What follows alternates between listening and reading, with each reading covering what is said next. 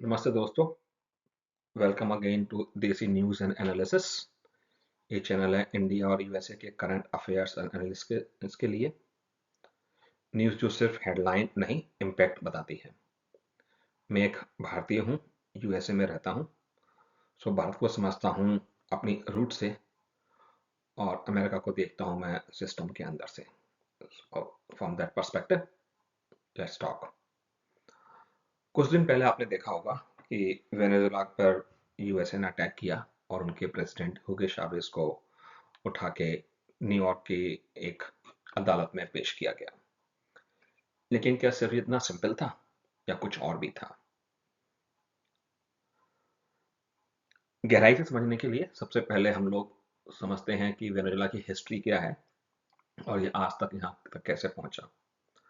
तो वेनेजुएला एक दक्षिण अमेरिका में एक देश है जिसको पहली बार 1449 में क्रिस्टोफर की थर्ड वॉयज में वहां पर यूरोपियन पहुंचे थे और 1498 में एक बहुत ही सुंदर ट्रैंक्विल बे थी जिसको कहा गया लिटिल वेनिस, वेनेजुला, और उसका नाम जब से अभी तक यही है।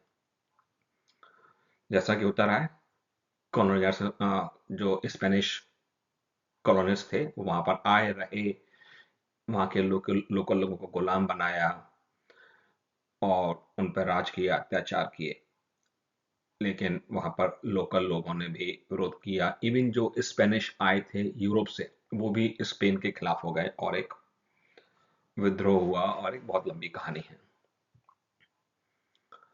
इंडिपेंडेंस और उनके एक हीरो हैं साइमन बोलीवार, जिसने ना कि सिर्फ वेनेजुएला बट अदर दूसरे और बहुत सारे देशों को दक्षिण अफ्रीका में आजाद कराया स्पेन की गुलामी से।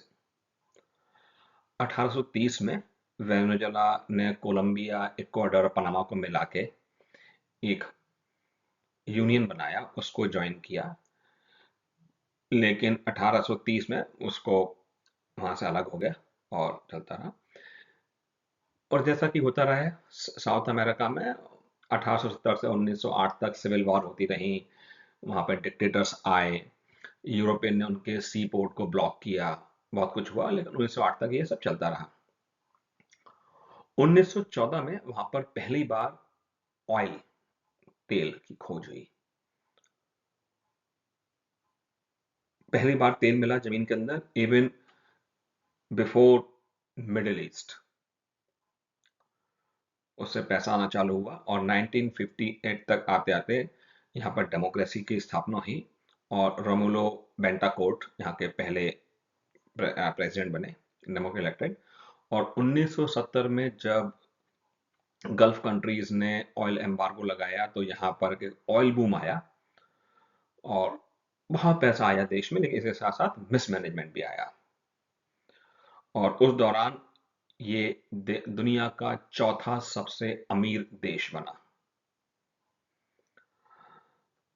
1992 में एक मिलिट्री ऑफिसर था हुगो चावेज, उसने विद्रोह किया लेकिन वो असफल हुआ, वो जेल में गया। और 1998 में वहां पे वो इलेक्शन लड़ा, जीता और वहां पर का प्रेसिडेंट बना और उसने socialist, anti imperial, typical socialist government की स्थापना की। 2013 में चावेज की डेथ हुई और उसकी जगह आया प्रेसिडेंट मडूरो। उन्होंने उन्हीं की पॉलिसीज को कंटिन्यू रखा।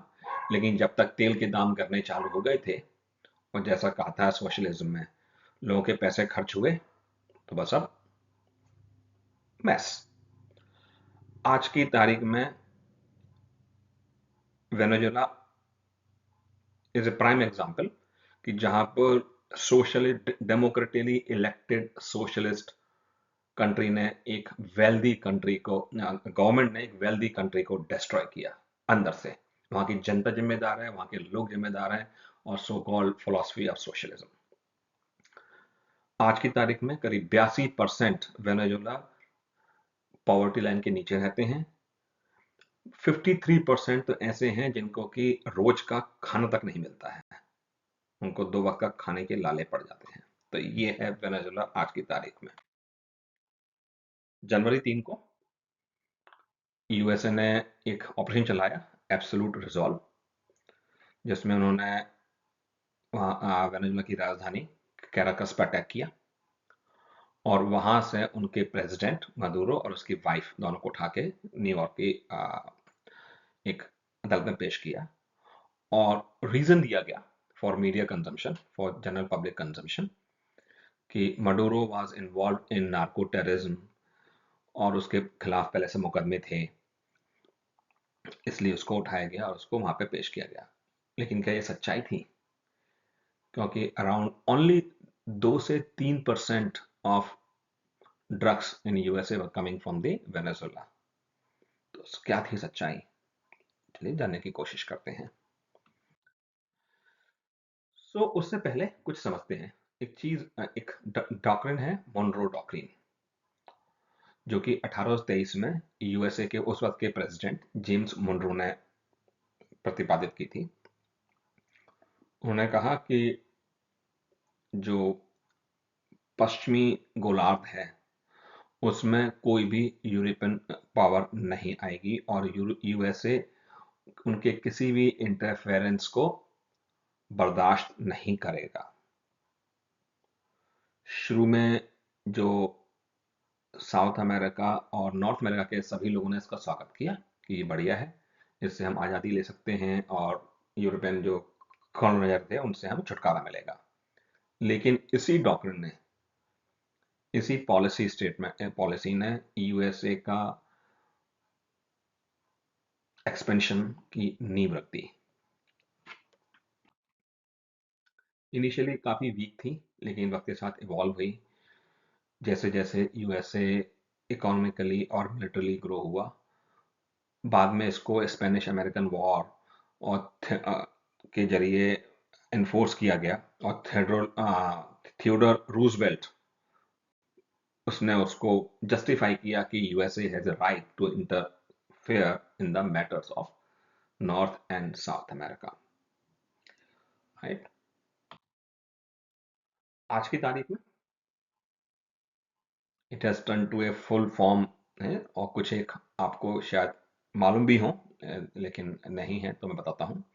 पनामा में 1903 में, चिली में, क्यूबा में, ब्राजील में, डोमिनिकन रिपब्लिक में, बोलिविया में और आज वेनेजुएला में इतने सारे इंटरवेंशन हुए। ये मेजर इंटरवेंशन है, इसके अलावा छोटे छोटे और भी कई हुए। और यूएसए ने वक्त के साथ साथ 3 रेड लाइन की। क्या की? कि पश्चिमी गोलार्ध में कोई भी हमारा कंपटीटर या एडवर्सरी, दुश्मन, कोई भी यहाँ के रिसोर्सेस पे कब्जा नहीं कर सकता। यहाँ के जो चोक पॉइंट है, जैसे पनामा नहर है, वो और कोई भी मिलिट्री एस्टेब्लिशमेंट नहीं हो सकता किसी भी हमारे कंपटीटर का और एडवर्सरी का। आपको शायद याद होगा कुछ समय पहले, कुछ 6 महीने पहले, पनामा पे चाइना पनामा नहर के दोनों मुहानों पर चाइना के कंपनीज का कब्जा था, उनको हटाया गया वहां से। और कोई भी ऐसी थ्रेट जो यूएस डॉलर के डोमिनेंस को चैलेंज करेगी, उसको हटा दिया जाएगा। राइट। सो ये 3 चीजें ध्यान रखिए चीजें। अब देखिए क्या किया, क्यों अटैक हुआ। तीनों इन रेड लाइंस को देखते हैं। 80% of Venezuela oil was going to China, though it was only 2% of the China's import. But ये जो इंपोर्ट हो रहा था डॉलर में नहीं हो रहा था, वो चाइनीज करेंसी में हो रहा था, आरएमबी में। इसके अलावा Venezuela is rich in iron ore, petroleum coke, chemicals, scrap copper वगैरह वगैरह भी, ये सब भी चाइना इंपोर्ट कर रहा था बिग नंबर में, और वो सब आरएमबी में हो रहा था। इसके अलावा यूएसए वेनेजुएला के पास बहुत सारे natural gas, iron, nickel, bauxite, gold, silver, diamond, rare earth. Venezuela is rich in natural resources, is richer than any other place on this earth. अब ये देखिए, एक यूएसए की रेड लाइन को वायलेट किया चाइना ने। दूसरी रेड लाइन, मिलिट्री एस्टेब्लिशमेंट। लगभग 100% जो मिलिट्री एसेट्स थे, मिलिट्री इक्विपमेंट थे, वो चाइनीज और रशियन थे। And China and Russia are stated competitor slash adversary of USA. और सोने पे सुहागा, वेनेजुला के अंदर चाइनीज मिलिट्री एडवाइजर प्रेजेंट थे। अब क्योंकि जितना भी इंपोर्ट एक्सपोर्ट बिजनेस हो रहा था वेनेजुला के साथ चाइना का, वो नॉन यूएस डिनोमिनेटेड करेंसी में हो रहा था, बेसिकली आरएनबी में हो रहा था। तो again third line is also violated, right? Okay, कुछ और भी जानते हैं इसके अलावा?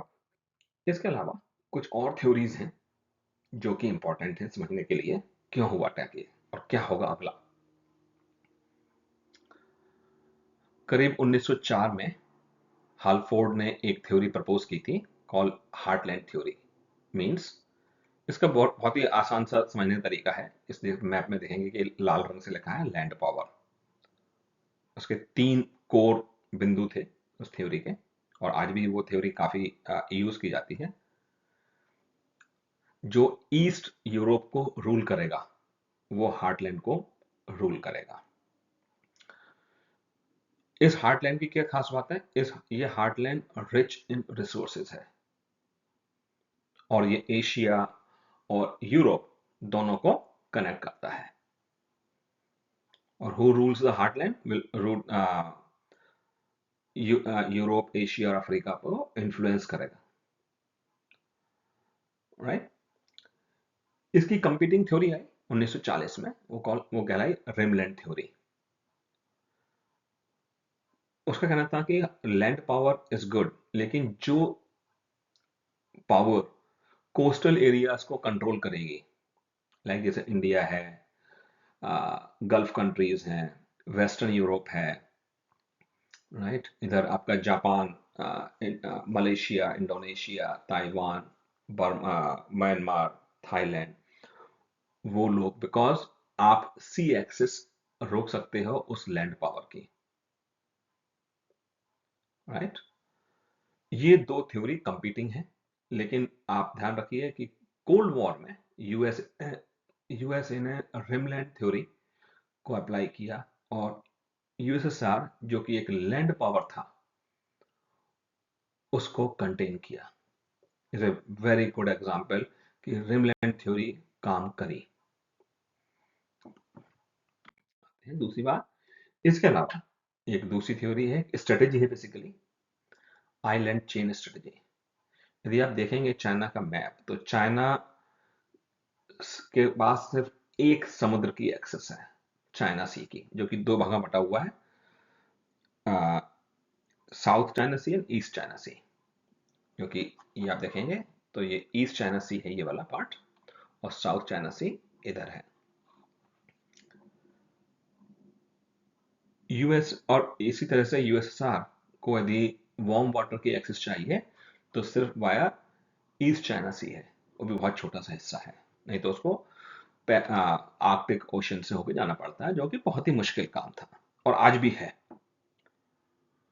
सो यदि यूएसए को कंटेन करना है चाइना को, तो उन्होंने एक स्ट्रेटेजी बनाई कि हम 3 चेन्स ऑफ आइलैंड बनाएंगे, 3 चेन्स बनाएंगे जो आइलैंड से कंसिस्ट करेगी। पहली चेन होगी जिसमें कि फिलीपींस, ताइवान, जापान, जहाँ पे कि military base, if you notice कि यहाँ पर यूएसए के बड़े बड़े मिलिट्री बेसिस हैं, जो कि चाइना के यदि चाहे यूएसए तो उसे चोक कर सकता है। यदि वो फेल हो जाता है तो दूसरी चेन है जो कंसिस्ट करती है पलाऊ, गुआम, इस तरह के आइलैंड्स को। लास्ट है जो कंट्रोल करता है, न्यूजीलैंड है, हवाई है, अलास्का के आइलैंड्स हैं। आप देखिए यूएसए की होशियारी कि 3 लेयर्स ऑफ प्रोटेक्शन है चाइना को रोकने के लिए, राइट? ये island chain theory during Cold War आ गई थी, लेकिन it became important with rise of China, right? इसलिए आप सुनते होंगे कि साउथ चाइना सी में और ईस्ट चाइना सी में right to navigation and all this दंगा फसाद इसलिए चलता रहता है। राइट। इसके अलावा आपने काफी नाम सुना होगा मलाक्का स्ट्रेट, जहाँ पे कि आप देखेंगे ये मलाक्का स्ट्रेट पार्ट है, और ये एक अकेला रास्ता है जो बे ऑफ बंगाल से और इंडियन ओशन से चाइना सी में जाने का रास्ता एक ही है, और एक छोटा सा चोक पॉइंट है इधर और एक चोक पॉइंट है इधर, राइट। जो भी, और यहां से 80% चाइना का तेल इस स्ट्रेट से होके जाता है। जो भी इस स्ट्रेट को कंट्रोल करेगा वो चाइना के तेल की सप्लाई को रोक देगा। इसलिए आपने अभी सुना होगा हाल फिलहाल में कि इंडिया ने यहाँ पर एक बहुत बड़ा सी पोर्ट और मिलिट्री एस्टेब्लिशमेंट यह है। ये सब तो चाइना के विरोध में है। अब करते हैं कि चाइना क्या कर रहा है। चाइना ने बनाई ब्लू ओशियन स्ट्रेटेजी। वो काफी स्ट्रेटेजी काफी बड़ी चौड़ी है, लेकिन हमारे इस वीडियो के पर्सपेक्टिव से तीन चीजें इंपॉर्टेंट है। चाइना को मलाक्का स्ट्रेट बाईपास करना है, और जो चेन आइलैंड थ्योरी है, स्ट्रेटेजी है, उसको बाईपास करना है। तो क्या तरीका है, मतलब उसको डायरेक्ट एक्सेस चाहिए अरेबियन सी में, उसको डायरेक्ट एक्सेस चाहिए इंडियन ओशन में, उसको डायरेक्ट एक्सेस चाहिए बे ऑफ बंगाल में। वो कैसे मिलेगी? चाइना, बर्मा और म्यांमार इकोनॉमिक कॉरिडोर। बेसिकली ये चाइना है, यहां से कुछ आए रोड या कुछ रेलवे आए जो किम्फ्यू पोर्ट पर तक आए और यहां पर बाईपास कर दे। सेकंड, आपने नाम सुना होगा CPC, China Pakistan economic corridor. यहां पर आए और ये इंडियन ओशन में आ जाए। तीसरा, आपने यहां पर एक ईरान, वाया ईरान, जो अरेबियन सी में आ जाए, यहां पर बंदर अब्बास पोर्ट की तरह यहां पे एक्सेस मिल जाए, राइट। ये चाइना की स्ट्रेटेजी है वापस उन दो स्ट्रेटेजीज को रोकने की। अब समझते हैं कैसे। आप देखेंगे डिटेल तो ये नेटवर्क है रेलवे का और रोड्स का, जो कि दो दो पोर्ट है, यंगून जो कि म्यांमार की राजधानी है, और एक नया एयरपोर्ट यहां तक ये एक्सेस। सो ये पड़ता है। दूसरा है चाइना पाकिस्तान कॉरिडोर। ये चाइना है, यहां से पाकिस्तान ऑक्युपाइड कश्मीर, जम्मू एंड कश्मीर के थ्रू, राइट, ये आया और ये ग्वादर एयरपोर्ट तक आ गया। इवन कराची भी पकड़ सकता है यदि आवश्यकता पड़ेगी तो, राइट। तीसरा, ये चाइना है, चाइना से बाईपास करते हुए तजाकिस्तान और ये सब, उज्बेकिस्तान, ईरान, यहां तक एक रेलवे लाइन एंड रोड आए, और जो एग्जिस्टिंग इंफ्रास्ट्रक्चर है उसको बंदर अब्बास पोर्ट तक लाया जाए। ये तीन हो रहे हैं काम, राइट। अब आपको बैकग्राउंड इंफॉर्मेशन अवेलेबल है। अब क्या हो सकता है, नेक्स्ट क्या होगा? पहला पहला यदि आप देखेंगे, पाकिस्तान चाइना की गोद से उठ के यूएसए की गोद में दोबारा पहुंच गया है। मतलब क्या हुआ? CPC cut off. दूसरा, अभी आपने देखा होगा ईरान का बैंड बाजा बजाया जा रहा है। क्यों हो रहा है? चाइना को रोकना है। चाइना ईरान कॉरिडोर जो बंदर अब्बास तक जाएगा उसको रोको, राइट। रेवोल्यूशन हो रहा है चाइना में, सॉरी ईरान में, ईरान पर अटैक हो रहा है, राइट। ईरान में मारामारी मची हुई है। चाहे वो कब्जे में आए ना आए यूएसए के, लेकिन वहां मारामारी मस्ती रहेगी तो वो कॉरिडोर खत्म हो जाएगा। तीसरा, अभी आपने देखा होगा कि बांग्लादेश में क्या हुआ। उसका मेन रीजन है यूएसए रुकना चाहता है CPC, China Myanmar economic corridor, right. ये है बर्मा और म्यांमार, ये चाइना यहां से जा रहा था, उसको रोकना है। इसके अलावा मलाक्का स्ट्रेट को फोर्टिफाई करना है। आपने हाल फिलहाल में सुना होगा कि सेंट मार्टिन आइलैंड जो बांग्लादेश का है उस पे यूएसए लिसनिंग पोस्ट या मिलिट्री बेस बना रहा है, क्योंकि अभी तक बे ऑफ बंगाल में यूएसए का कोई भी बेस नहीं था। इसके अलावा इंडिया ने भी अंडमान निकोबार को फोर्टिफिकेशन चालू किया है। राइट, चाइना को रोकना है। क्या होगा और क्या होगा? राइट, अमेरिका कहेगा रशिया से, आप ले लो यूक्रेन को, हमें नहीं चाहिए, लेकिन आप चाइना से अलग हो, क्योंकि आज की तारीख में unlimited amount of resources are going from Russia to China. Not only oil, but other resources as well, other minerals as well. यदि वो यदि यूक्रेन पे कब्जा कर लेता है Russia, Russia can be integrated with the wider network of the other nations, right? और land के जरिए जो एक्सेस मिल सकता था यूरोप में, वो चाइना का खत्म हो जाएगा। इसके अलावा जो नॉर्थ पोल में बर्फ पिघलने के कारण जहां पर नई शिपिंग लेन्स खुल रही हैं, उनका एक्सेस खत्म हो जाएगा चाइना के लिए। Right, is very important. इसके अलावा यूएसए और क्या कर रहा है? फिलीपींस को नए नए हथियार दे रहा है, कह रहा है लड़ो, हम तुम्हारे पीछे हैं। अभी आप देखा होगा जापान ने अपने दांत दिखाने चालू कर दिए हैं। राइट, कभी आप उसे बड़ी पिक्चर में देखिए। क्यों क्यों इस वक्त